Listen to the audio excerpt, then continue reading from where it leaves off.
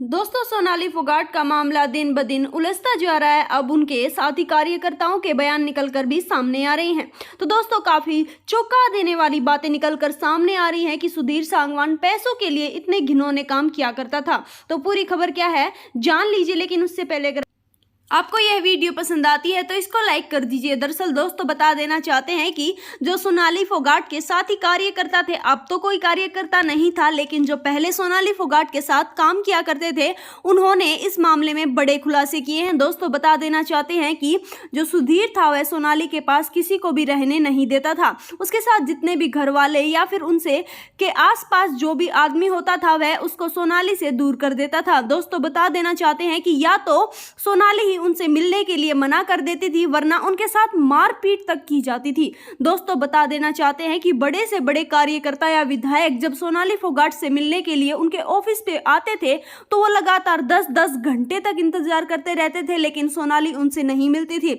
इस बात के पीछे का जो राज है वह सुनकर आप भी चौंक जाएंगे। दोस्तों, बता देना चाहते हैं कि उन लोगों का कहना है यह सब कुछ सोनाली नहीं, सोनाली के साथ रहने वाला सुधीर करवाता था।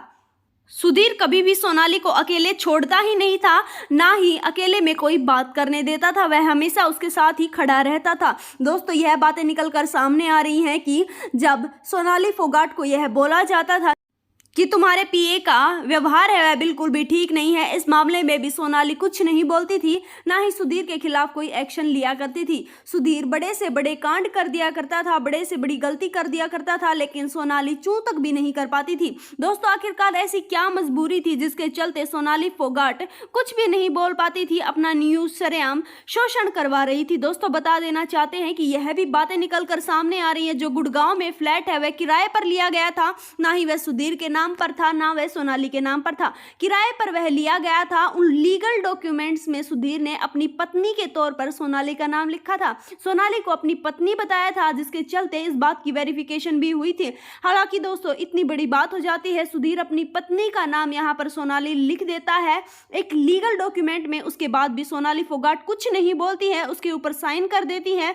यह या तो कोई बड़ी विविधता का कारण है या फिर सोनाली फोगाट इस मामले में कोई एक्शन ही नहीं लेना चाहती थी।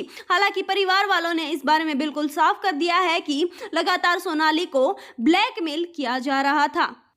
हालांकि दोस्तों, दूसरी तरफ गोवा पुलिस इस मामले में पूरी तरीके से अपनी जी जान लगाकर मेहनत कर रही है, लेकिन परिवार वाले लगातार सीबीआई जांच की मांग कर रहे हैं। इस इंफॉर्मेशन के लिए इतना ही। हम आपसे जल्द मिलेंगे किसी नई वीडियो के साथ। तब तक आप हमारे साथ जुड़े रहिए और हमारे चैनल को सब्सक्राइब कर लीजिए।